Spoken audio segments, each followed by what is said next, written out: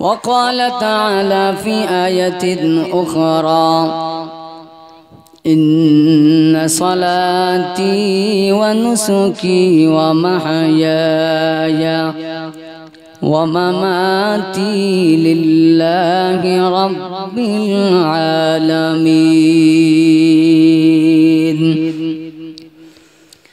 وقال رسول الله صلى الله عليه وآله وسلم تركت فيكم أمرين لن تضلوا ما تمسكتم بهما كتاب الله وسنة رسوله أو كما قال النبي عليه الصلاة والسلام. وقال النبي صلى الله عليه وآله وسلم طلب العلم فريضة على كل مسلم أو كما قال النبي عليه الصلاة والسلام. إن الله وملائكته يصلون على النبي يا أيها الذين آمنوا صلوا عليه وسلموا تسليما. সকলে দরুদ ইব্রাহিম পড়ি। اللهم صل على محمد وعلى آل محمد كما صليت على إبراهيم وعلى آل إبراهيم إنك حميد مجيد.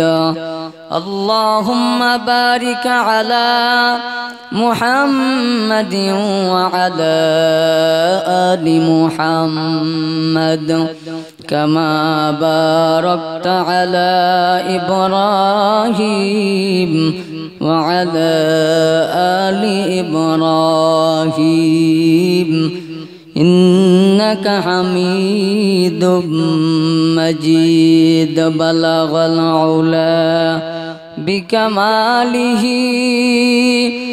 كشف الدجى بجماله حسنت جميع خصاله صلوا محمد نے آकर کفر کو مٹایا کفر کو مٹا کر صداقت بتایا. بلغ العلا بكماله كشف الدجى بجماله حسنت جميع خصاله صلوا.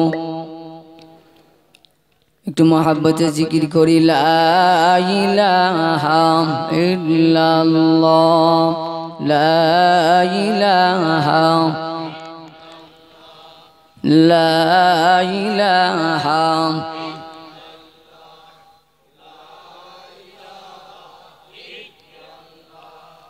لا إله لا إله لا إله لا إله إلا الله لا إله ইল্লাল্লাহ লা ইলাহা ইল্লাল্লাহ লা ইলাহা লা ইলাহা ইল্লাল্লাহ মুহাম্মাদুর রাসূলুল্লাহ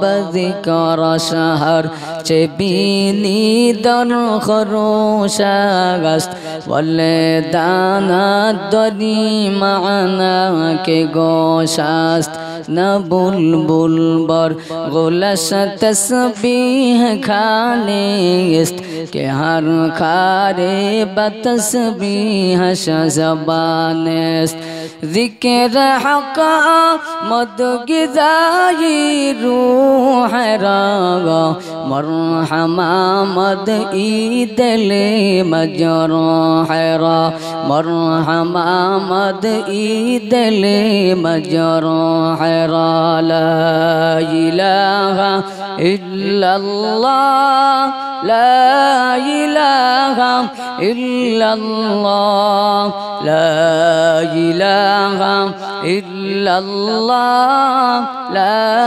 इलाहा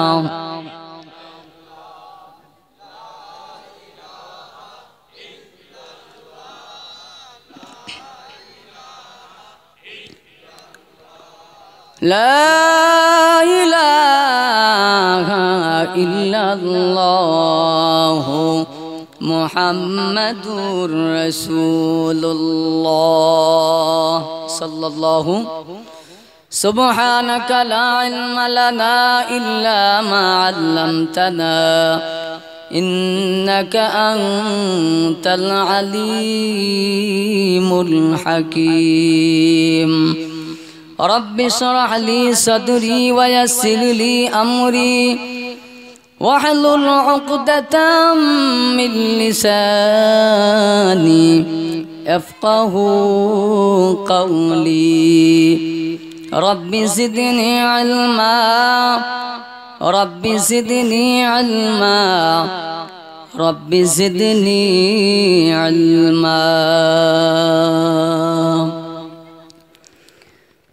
सूरज ने दिया अपने सुहाओं का पैगाम सूरज ने दिया अपने सुहाओं का पैगाम दुनिया हो अजब चीज़ कभी सुबह कभी शाम दुनिया हो अजब चीज़ कभी सुबह कभी शाम दुनिया में हो दुनिया का तलबगार नहीं हो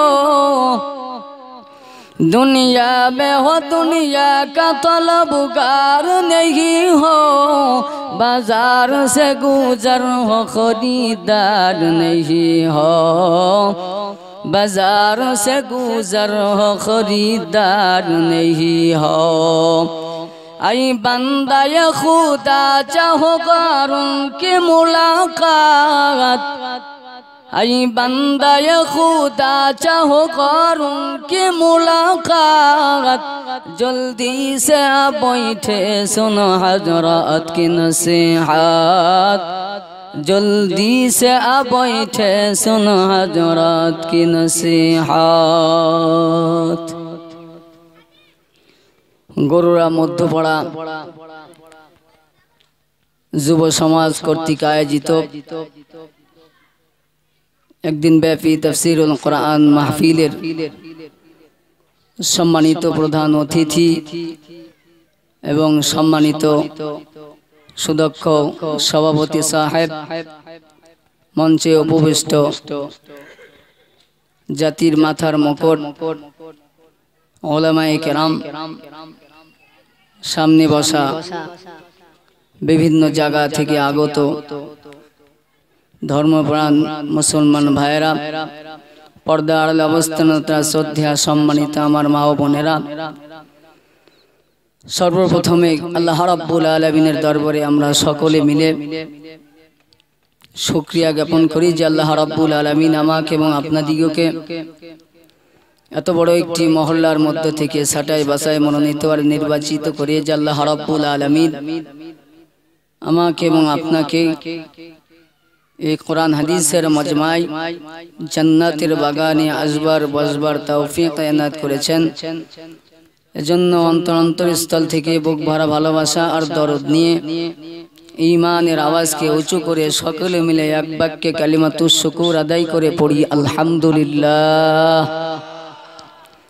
আল্লাহ রাব্বুল আলামিনের অশেষ মেহেরবানি, যেই মেহেরবানির বদৌলতে আমি আর আপনি এই মুবারকপূর্ণ মজমায় উপস্থিত হতে পেরেছি। কথা ঠিক কিনা? আল্লাহ রাব্বুল আলামিন যদি আজকে আমাকে এবং আপনাদিগকে এই মুবারকপূর্ণ মজমায় কবুল না করতেন, আমার আপনার হাজারো ইচ্ছা থাকা সত্ত্বেও এই মুবারকপূর্ণ মজমায় আসতে পারতাম না। কথা ঠিক কিনা? আল্লাহ রাব্বুল আলামিন অনেক দয়া মায়া করে করুণার আবরণে আবৃত করে জান্নাতের টুকরা বাগানে আসবার বসবার তৌফিক এনায়েত করেছেন। কিয়ামতের দিন, মহা মুসিবতের দিন, আজকের এই আশাটা, আজকের এই বসাটা, কোরআন হাদিসের আলোকে বয়ান করাটা আর কোরআন হাদিসের আলোকে বয়ান শ্রবণ করাটা যদি আল্লাহ তাআলার কাছে কবুল হয়েই যায়,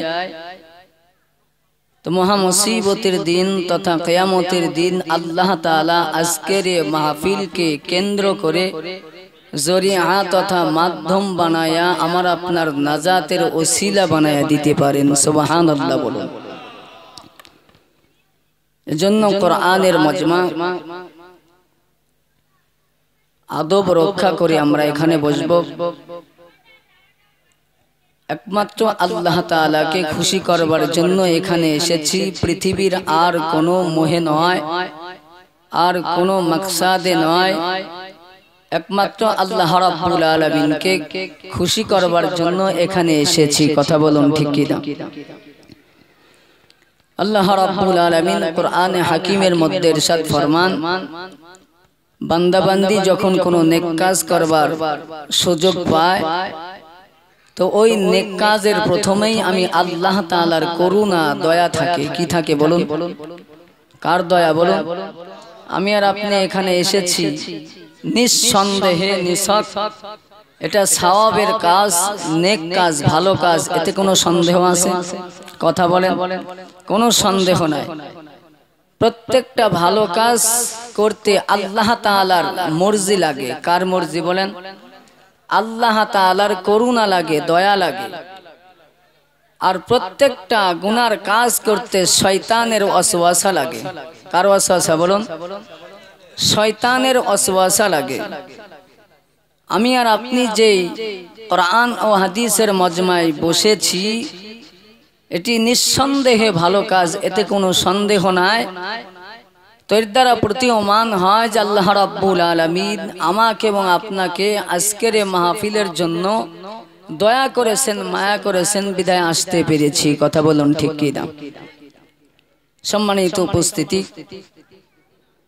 আমি আপনাদের সম্মুখ পানে সূরা ইব্রাহিমের প্রথম আয়াত আপনাদের সামনে পাঠ করেছি। অসংখ্য অগণিত রাসূল খুদা সাল্লাল্লাহু আলাইহি সাল্লামের অমীয় বাণী থেকে দুটি হাদিস আপনাদের সামনে পাঠ করেছি। আল্লাহ রাব্বুল আলামিন যদি তৌফিক দান করেন, তেলাওয়াতকৃত দুটি আয়াতের উপরে, পঠিত দুটি হাদিসের উপরে আপনাদের সম্মুখ পানে সংক্ষিপ্ত আলোচনা করব। আমা তৌফিকি ইল্লা বিল্লাহ। সম্মানিত উপস্থিতি, এ পৃথিবীতে আল্লাহ রাব্বুল আলামিন যত কিতাব পাঠিয়েছেন, যত সহিফা পাঠিয়েছেন, সবগুলো হলো কিতাবুল্লাহ। কি বলুন? কিতাবুল্লাহ, আল্লাহ তাআলার কিতাব।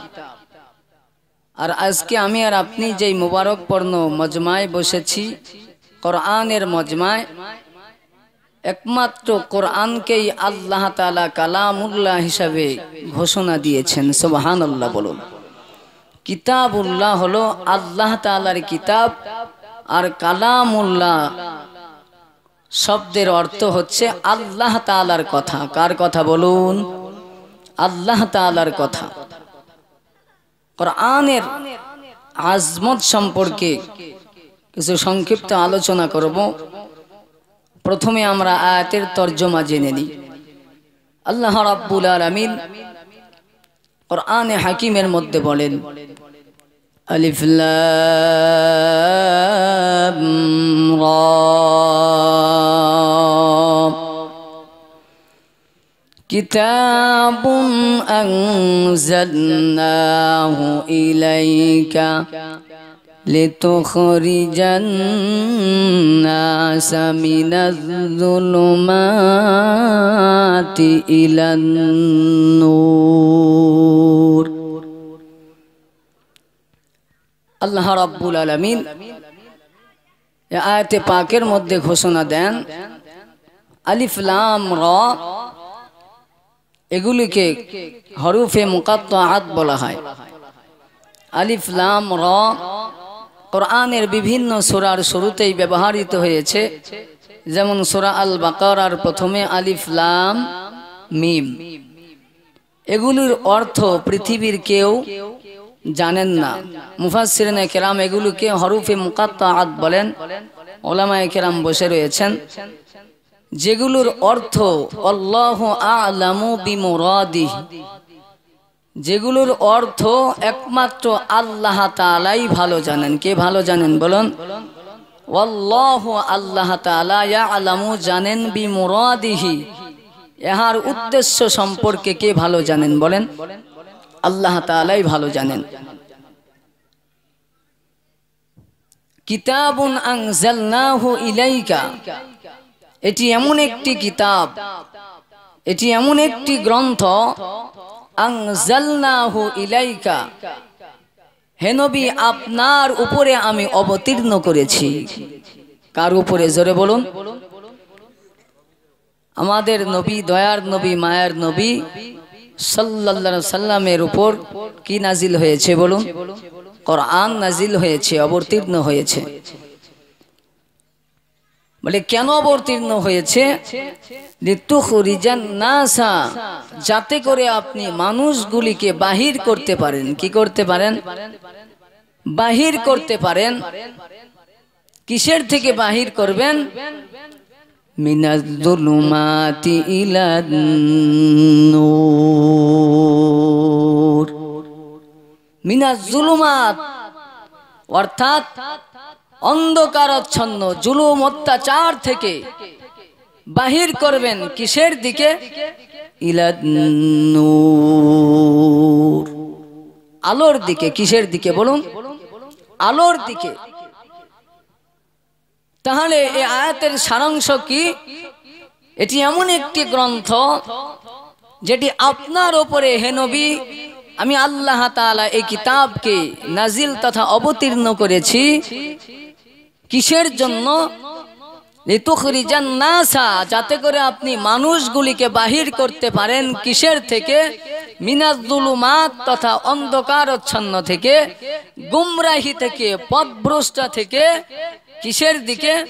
ইলান-নূর, আলোর দিকে। কিসের দিকে বলুন? আলোর দিকে।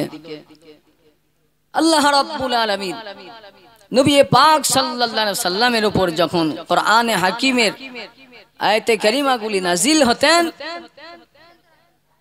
রাসূল সাল্লাল্লাহু আলাইহি ওয়াসাল্লাম কোরআনের আজমাত রক্ষার্থে বারবার যেন আয়াতের কোন অংশ, কোন লফজ, কোন জের জবর পেশ নুক্তা কোন ক্রমেই যেন বাদ না হয়ে যায়, এজন্য বারবার যেটি নাজিল হতো, অবতীর্ণ হতো, বারবার রাসূল সাল্লাল্লাহু আলাইহি সাল্লাম মনে রাখবার জন্য, আয়াতে রাখবার জন্য মুখস্থ করতেন। আল্লাহ রাব্বুল আলামিন আয়াত নাজিল করে জানায় দিলেন, হে আমার দোস্ত, হে আমার হাবিব, আপনি হতাশাগ্রস্ত হবেন না। লা তুহাররিক বিহি লিসানাকা লিতাজালা বিহি, হে আমার হাবিব, আপনি পেরেশান হবেন না আয়াতগুলিকে জব্দ করবার জন্য। লা তুহাররিক আপনি আপনার জবানকে বেশি নড়াচড়া করাবেন না, লিসানাকা লিতাজালা বি, তাড়াহুড়া করবেন না। আমি আল্লাহ তাআলা কুদরতি জিম্মায় আপনার কলবের মধ্যে গোটা 30 পারা কোরআনুল কারীমকে আমি আল্লাহ তাআলা জমা করে দিব। সুবহানাল্লাহ বলুন। কোরআন এমন একটি দামি গ্রন্থ, যেটার চাইতে দামি গ্রন্থ ইতিপূর্বে ছিল না, এখন নেই, তা কিয়ামত পর্যন্ত আসবে না। জোরে বলুন কথা ঠিক কিনা? এই কোরআন নিয়ে যারা গবেষণা করেছেন, যারা রিসার্চ করেছেন, যারা এই কোরআনকে নিয়ে বেশি নাড়াচড়া করেছে, তারা যদি ইহুদি খ্রিস্টানও হয় তবুও কোরআনের আকর্ষণে, কোরআন রিসার্চ করতে করতে কোরআনের আজমতের, কোরআনের মুআজিজা স্বরূপ তারা কালিমা নসিব হয়েছে। সুবহানাল্লাহ বলুন। আপনারা অনেকেই হয়তো জানেন, ভারতের শিবশক্তি মহারাজ, যিনি 17টি থেকে 18টি ভাষার পাণ্ডিত্য অর্জন করেছিলেন, এমন একজন আপার শিক্ষিত ব্যক্তি, সব কিছু নিয়ে গবেষণা করলো, সব কিছুতেই ভুল পাইল, সব কিছুতেই কিছু না কিছু ত্রুটি বিচ্ছিন্ন পাইল। আল্লাহর বান্দা যখন কোরআনের ভুল ধরবার জন্য, কিসের ভুল জোরে বলুন? কোরআনের তো ভুল নাই আমাদের মতে, কথা বলুন ঠিক কিনা? তখন সে মুসলমান হয় নাই, কোরআনের ভুল ধরবার জন্য যখন রিসার্চ করা শুরু করে দিল, ভারতের শিবশক্তি মহারাজ কোরআনের ভুল ধরতে গিয়ে দীর্ঘ বছর যাবত কোরআনের গবেষণা করে করে কোরআনের কোনো ভুল পাই নাই। সুবহানাল্লাহ বলো। শিবশক্তি মহারাজ কালিমা পড়ে মুসলমান হয়ে গিয়েছে। তারপরে একটি বই লিখেছে যে আমি কেন মুসলমান হলাম। সেই বইটির মধ্যে লিখেছে যে আমি শিবশক্তি মহারাজ কোরআনের ভুল ধরতে গিয়া কোরআন আমি শিবশক্তির ভুল ধরায় দিয়েছে। সুবহানাল্লাহ বলো। শিবশক্তি মহারাজ কোরআন নিয়ে রিসার্চ করতে করতে আল্লাহ তাআলার কোরআন নিয়ে যখন রিসার্চ করে শুরু করা দিল, দীর্ঘ বছর যাবত কোরআন নিয়ে রিসার্চ করতে করতে আল্লাহ তাআলার কোরআনের মধ্যে কোনো ভুল নাই, কোনো সন্দেহ নাই। তথাপিও এই শিবশক্তি মহারাজ যখন কোরআনের ভুল ধরবার জন্য রিসার্চ শুরু করে দিল, আল্লাহ তাআলা কোরআনের মুজিজা স্বরূপ আল্লাহ রাব্বুল আলামিন কোরআন রিসার্চ করা অবস্থায় তার দিলের মধ্যে কোরআনের আজমত, কোরআনের মুজিজা স্বরূপ শিবশক্তি মহারাজ বলতে বাধ্য হয়ে গেল, আমি যেই শিবশক্তি মহারাজ কোরআনের ভুল ধরতে গিয়েছিলাম, সেই কোরআন আমি শিবশক্তির ভুল ধরায়া দিয়েছি। সুবহানাল্লাহ বলুন। আল্লাহ আল্লাহ क्या मुबारक नाम है, अल्लाह अल्लाह आशिकू का काम है, अल्लाह अल्लाह तो मेरा माबूद है, अल्लाह अल्लाह तू मेरा माशूक है, या इलाही मुझसे मुझको दूर कर, ताकि देखो मुझ में तुझको एक नजर, ताकि देखो मुझ में तुझको एक नजर। এজন্য ভাইরা আমার, আমরা মুসলমানের ঘরে জন্ম নিয়েছি, আমরা কোরআন নিয়ে তেমন কোনো রিসার্চ করি না, তেমন কোনো গবেষণা করি না। কোরআন নিয়ে যদি আজকে আমরা গবেষণা করতাম, কোরআনের তেলাওয়াত নিজের থেকে শুরু করে নিজের ছেলে মেয়ে স্ত্রী পুত্র বংশ সকলকে যদি কোরআনের মাধ্যমে যদি তেলাওয়াত করার আহ্বান করা হতো, কোরআন যদি তেলাওয়াত করা হতো, কোরআন অনুযায়ী যদি আমল করা হতো, তাহলে আমাদের সমাজ থেকে যত দুর্নীতি, যত অভাব অনটন, যত অশান্তি, যত রকমের অশান্তি বলেন না কেন, কোরআন যদি কোনো বান্দা বান্দি পড়তে পারে আর তদ অনুযায়ী আমল করতে পারে, আল্লাহ তাআলা তাকে দুনিয়াতে শান্তি আখিরাতে মুক্তির ব্যবস্থা করে দিবে। জোরে বলুন সুবহানাল্লাহ। ভাইরা আমার, এটি এমন একটি গ্রন্থ যে গ্রন্থটি যদি কোনো বান্দা বান্দি পড়তে পারে গো, শিখতে পারে, আল্লাহ রাব্বুল আলামিন তাকে কোরআনের আজমতের কারণে, কোরআনের সম্মানে আল্লাহ তাআলাও তাহাদেরকেও সম্মানিত বানায়া দিবে। ভাইরা আমার, রাসূল সাল্লাল্লাহু আলাইহি ওয়াসাল্লাম কোরআন তার উপরে নাযিল হবার পরে কিভাবে অন্ধকার আচ্ছন্ন মানুষগুলিকে গুনার মধ্যে জর্জরিত হাবুডুবো, সকল গুনাতে মানুষ যখন সয়লাভ, গুনার গুনাহ সব দিকে গুনাহ, আল্লাহর পয়গম্বর কোরআন অবতীর্ণ হওয়ার পর যারা ছিল গুমরাহি, যারা ছিল পথভ্রষ্ট, যারা ছিল হেদায়েত ছাড়া, আল্লাহ ভোলা, তাদের ভিতরে কোরআনের মাধ্যমে আল্লাহ রাব্বুল আলামিন তাদেরকে দুনিয়াতেও স্বর্ণের মানুষ বানায়া দিয়েছেন। সুবহানাল্লাহ বলেন। কোরআন হলো দামি, আর এই কোরআনের সাথে যারা যত আজমত রাখবে, যারা যত সম্মান রাখবে, কোরআন যত পড়বে, কোরআন যত তেলাওয়াত করবে, কোরআন অনুযায়ী যত মানবে, ছেলে মেয়েকে শিখাবে, ছেলে মেয়েকে মানাবে, স্ত্রী পুত্রকে শিখাবে, মানাবে, পরিবার পরিজন আহাল পরিবার সকলকে যখন কোরআনের তর্জ দেওয়া হবে, কোরআন মানবে, আল্লাহ তাআলা ওই ঘরের মধ্যে প্রতিভাবে আল্লাহ তাআলা রহমতের হাওয়া দান করবে। আল্লাহর পয়গম্বর সাল্লাল্লাহু আলাইহি ওয়াসাল্লাম যখন কোরআনের দাওয়াত দেওয়া শুরু করে দিলেন, হযরত ওমর কেমন স্বর্ণের মানুষ, কেমন অন্ধকার থেকে আলোর দিকে এসেছে, একটু চিন্তা করে দেখুন। আল্লাহর পয়গম্বর হযরতে ওমর আল্লাহর পয়গম্বরের একজন জলিল কদর সাহাবী, যিনি ছিলেন খোলাফায়ে রাশিদিনের অন্যতম দ্বিতীয়তম খলিফা হযরত ওমর ইবনুল খাত্তাব রাদিয়াল্লাহু তাআলা আনহু। তার জীবনের শুরুতে সে কিন্তু মুসলমান ছিল না। মুসলমান না থাকাকালীন যখন হযরত ওমর তার পিতা খাত্তাবের সাথে যখন ছাগল চড়াইতে, বকরি চড়াইতে যাইতেন, বকরি তার কথা মানত না। ডান দিকে যেতে বললে বাম দিকে যায়, বাম দিকে যেতে বললে ডান দিকে যায়, কথা মানে না। ওমরের পিতা খাত্তাব ওমরকে বলতেছে, ও সন্তান, তুমি ঠিক মতো আরবের মরুভূমিতে তুমি ঠিক মতো ছাগল চড়াইতে পারো না।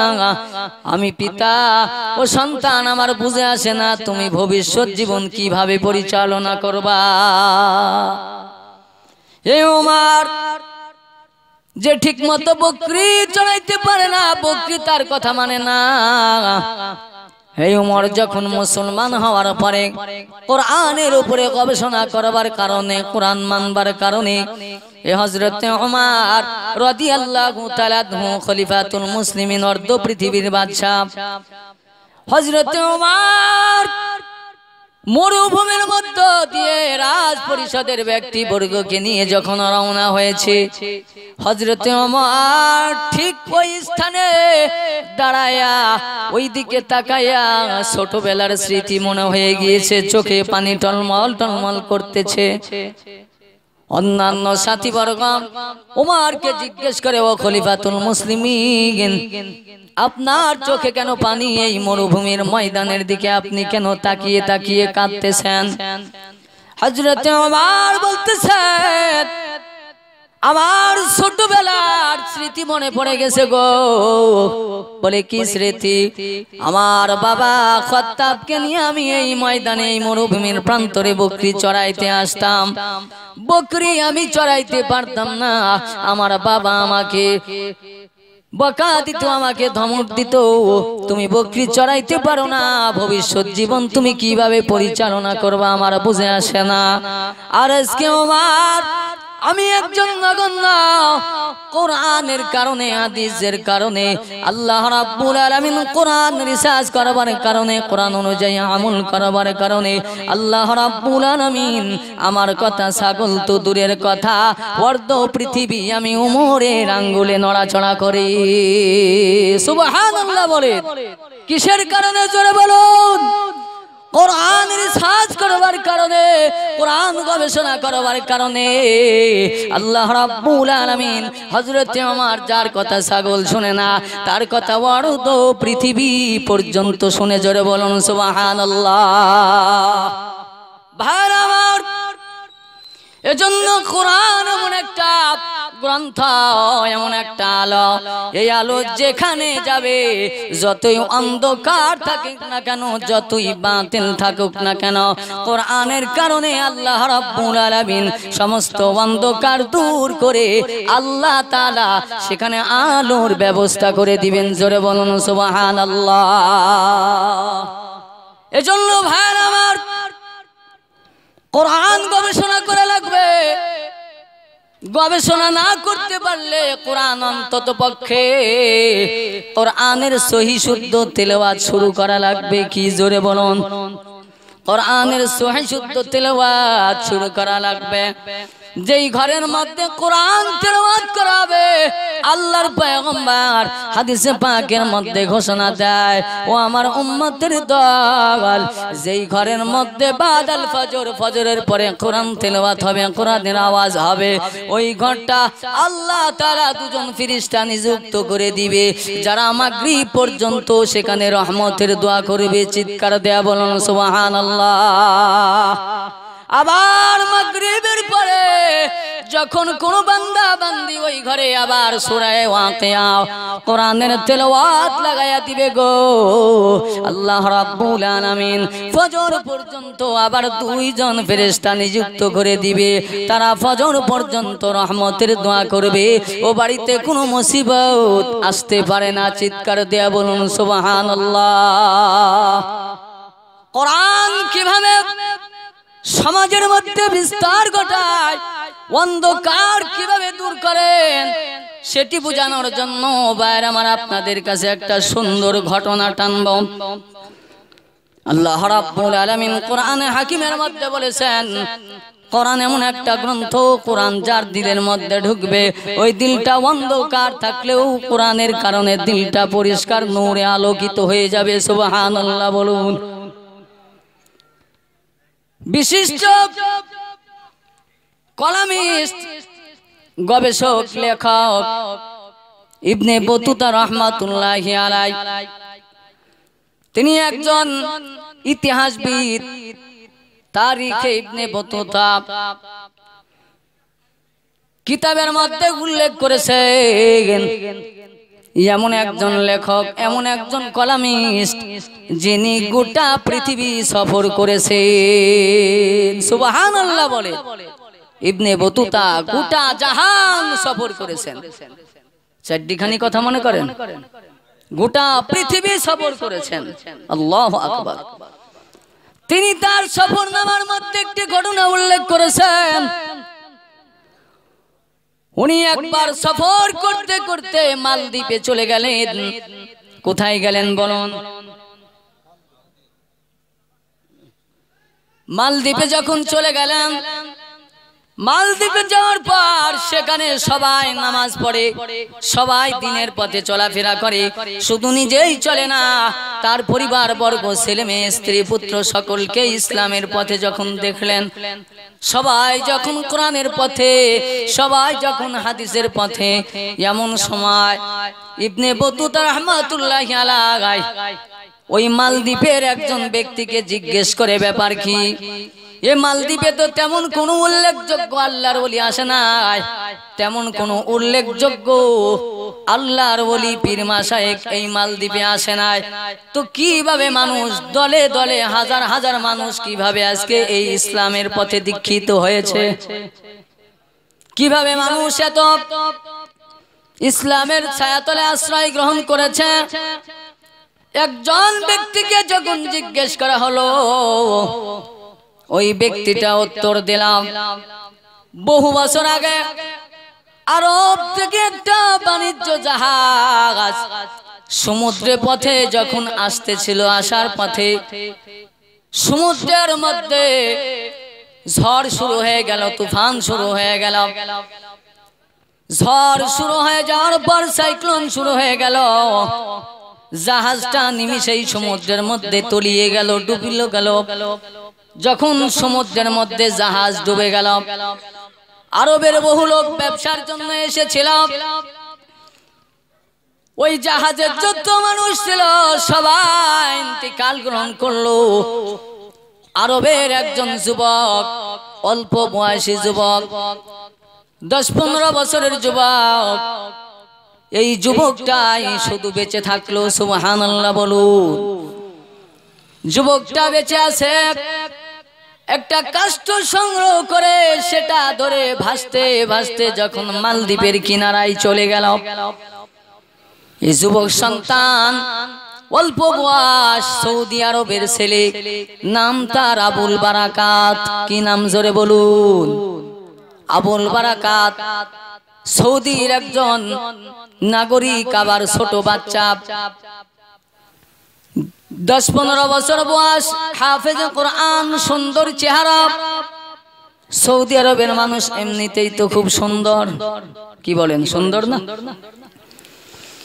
এমন একটা ফুটফুটে সন্তান নদীর সমুদ্রের কিনারায় যখন চিন্তা করতে লাগলো, আমি কোথায় এসেছি আমি জানি না,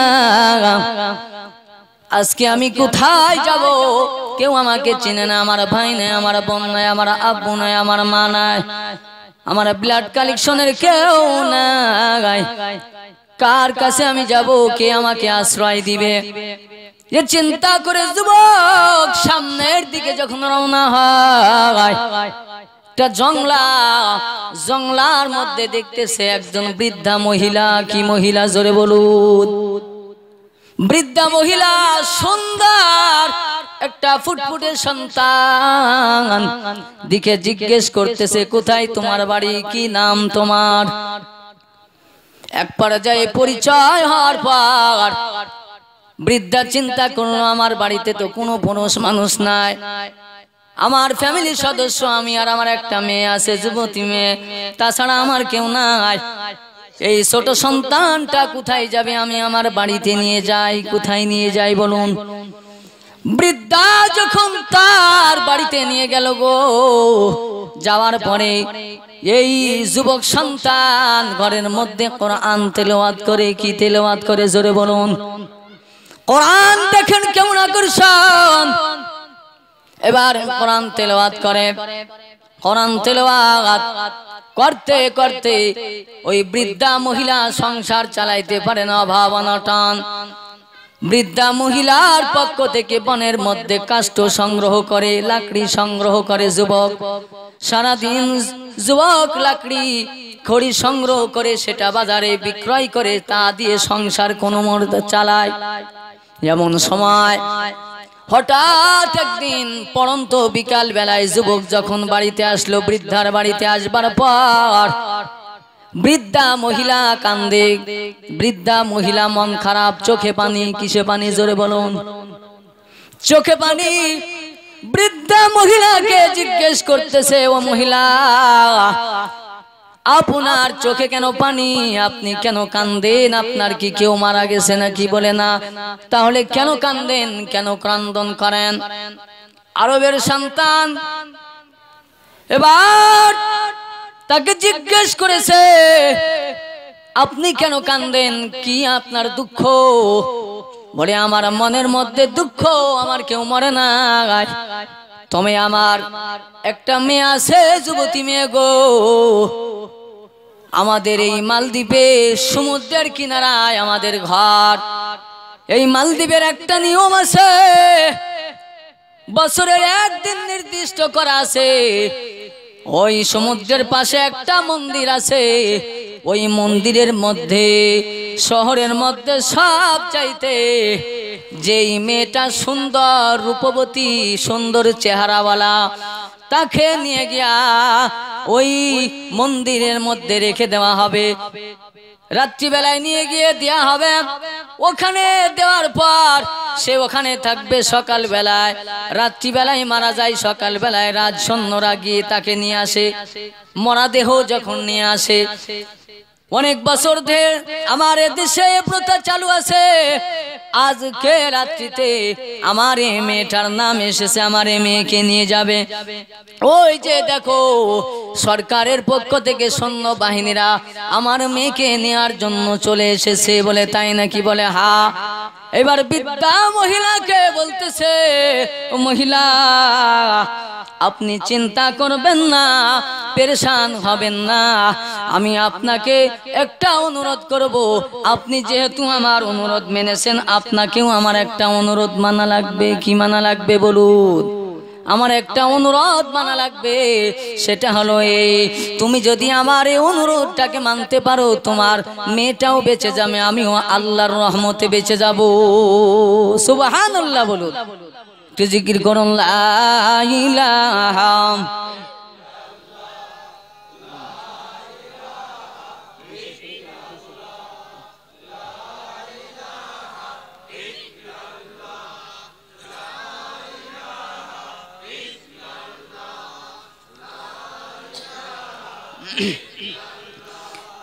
লা ইলাহা লা ইলাহা ইল্লাল্লাহু মুহাম্মাদুর রাসূলুল্লাহ সাল্লাল্লাহু। ভাইরা আমার, বলতেছিলাম এইবার এই আরবের যুবক বলতেছে, ও মহিলা পেরেশান হবেন না, হতাশাগ্রস্ত হবেন না। আপনার মেয়েকে যেই পোশাক পরিচ্ছদ আপনি পরায়া আজকে এই সরকার বাহিনীর কাছে আপনি দিয়ে দিবেন, রাজার সৈন্য বাহিনীর কাছে দিয়ে দিবেন। আমি সৌদি যুবক, আমার এখনো দাড়ি মোছ কিছুই গজায় নাই, আমার সুন্দর চেহারা, আমাকে আপনি ওই বুরকা পরায়া দেন, সুন্দর পোশাক পরায়া দেন, আমাকে চিনতে পারবে না। আপনি কাউকে বলবেন না, আপনার মেয়েটা বেঁচে যাবে। আমি আল্লাহর রহমতে কোরআনের কারণে বেঁচে যাব, কারণ আমার সাথে আছেন আমার আল্লাহ, আর আমার সাথে আছে কোরআন। কি আছে জোরে বলুন ভাই আমার। এবার এই যুবক সন্তান ওই মেয়েটার পোশাক পরিচ্ছদ পরিধান করবার পরে সৈন্য বাহিনীর গাড়িতে যখন তুলে দেওয়া হলো, রাত্রিবেলায় এই যুবক ছেলেটাকে যখন ওই মন্দিরের মধ্যে ঢুকায় দিয়া দরওয়াজা জানালা বন্ধ করে দেওয়া হলো। এবার সমুদ্রের পাশেই মন্দির, ওখান থেকেই সমুদ্রের ঢেউ তরঙ্গ দেখতে পায়। যুবকটা সেখানে গিয়া এশার নামাজ কমপ্লিট করিয়া এবার যুবক কোরআন তেলাওয়াত শুরু করে দিয়েছেন। সুবহানাল্লাহ বলুন।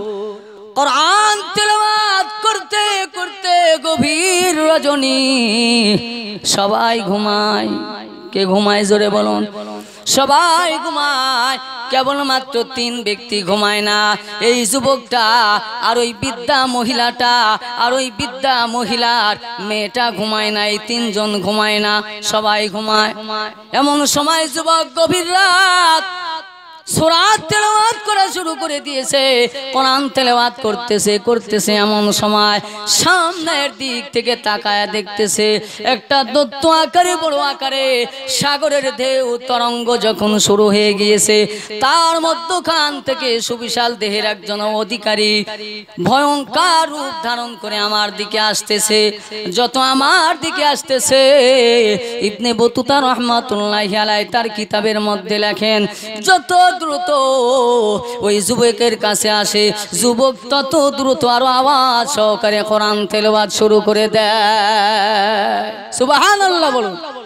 কোরআন তেলাওয়াত করতে করতে যত আগায় আসে তত জোর আওয়াজে তেলাওয়াত করে, জোর আওয়াজে তেলাওয়াত করতে করতে যখন ওই ব্যক্তিটা দূতটা বিশাল আকারের দেহটা যখন এর কাছে হাফেজে কোরআনের কাছে যখন আসতে পারে না, সে সিলিন্ডার করে আবার চলে গেল সাগরের মধ্যখানে। ফজরের নামাজ আমার কমপ্লিট হয়ে গেল। এবার রাজ্য পরিষদ থেকে সৈন্যবাহিনীরা লাশ নেবার জন্য যখন দরওয়াজা জানালা খুললো, খুলবার পরে দেখতেছে কোনো মেয়ে নাই, কোনো কেউ নাই, শুধু আছে একজন যুবক পুরুষ মানুষ। সুবহানাল্লাহ বলো। তাকে জিজ্ঞেস করতেছে, তুমি কি মেয়ে না? বলে না না, আমি মেয়ে না, আমি একজন যুবক সন্তান। আমার আরো একটা পরিচয় আছে, আমি শুধু যুবক নয়, আমি একজন হাফেজে কোরআন। জোরে বলুন মারহাবা। হাফেজে কোরআন। তবে তুমি কেন মরো না?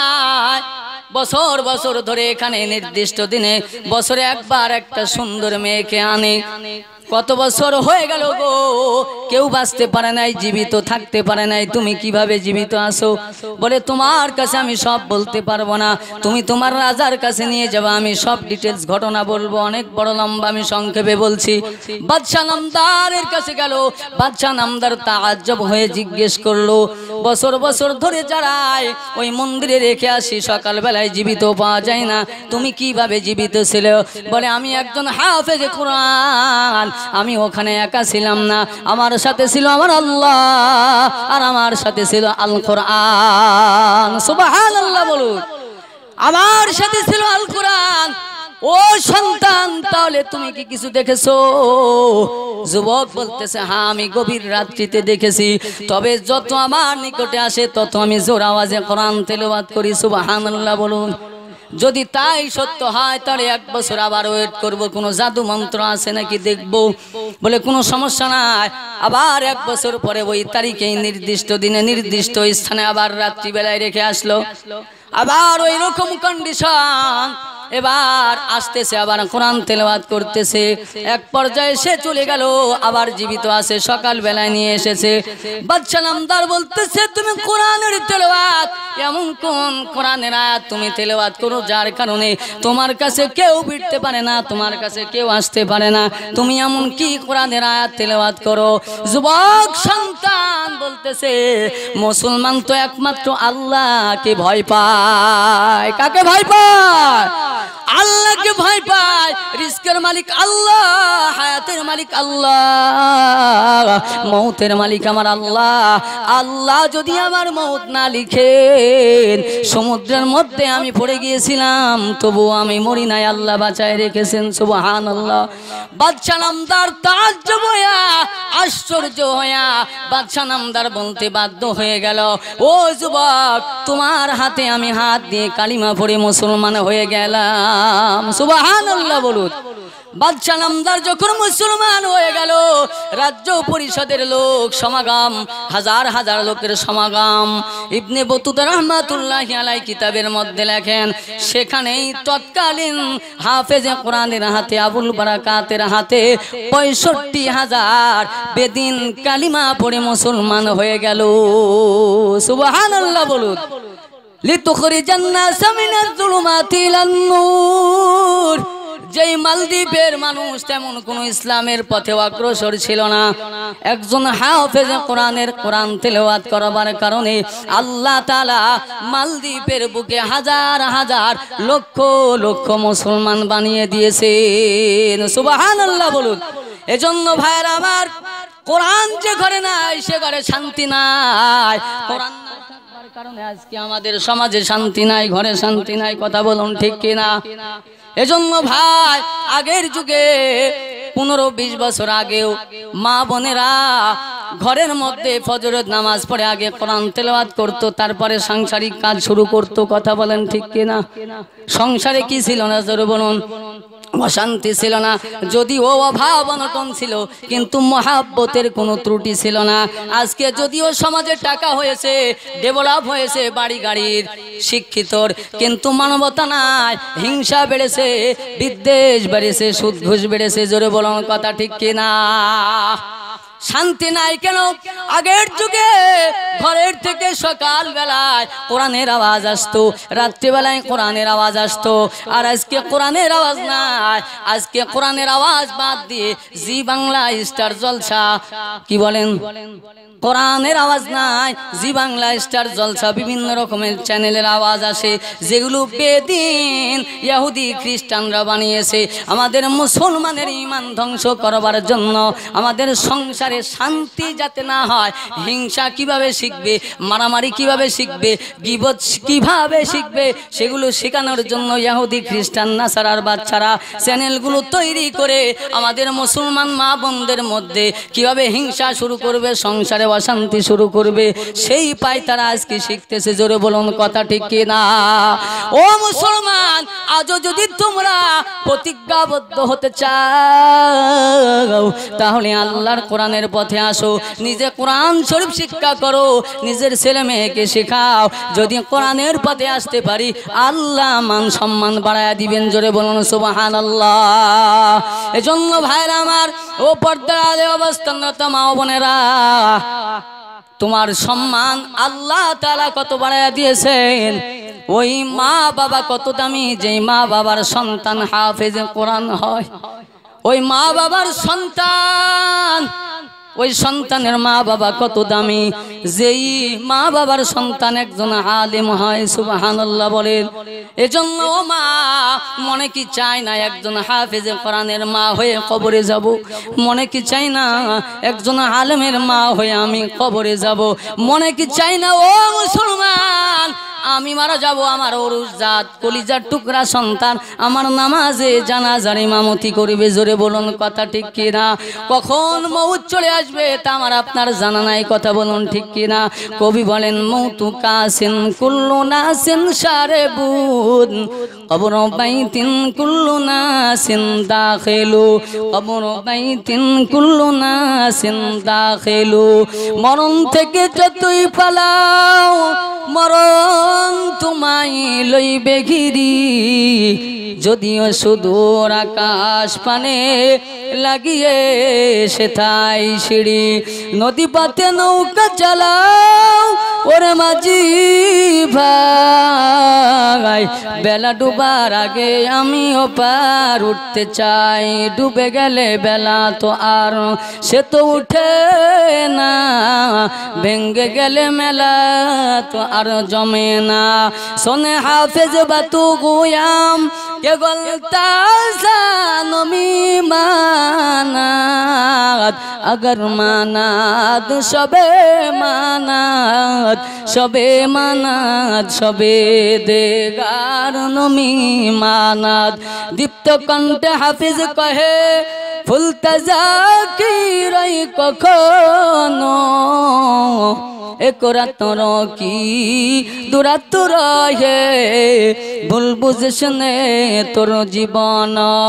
ঠিক এমনি করে সঙ্গ হবে এইভাবে খেলা পড়ে রবে। কোথায় ভাই যে যাবি চলে খোঁজ খবর কি থাকবে ভাবে। কোথায় ভাই যে যাবি চলে খোঁজ খবর কি থাকবে ভাবে। কোথায় গেল দাদা, কোথায় গেল আমার নানা, কোথায় চলে গেল? জোরে বলুন কথা ঠিক কিনা? আমি আর আপনিও চলে যাব তার কোনো নিশ্চয়তা নাই। জোরে বলুন কথা ঠিক কিনা? এজন্য আমরা গুনাহগার, গুনাহ মাফ করবার জন্য এখানে এসেছি। কথা বলুন ঠিক কিনা? সবাই আমরা গুনাহগার।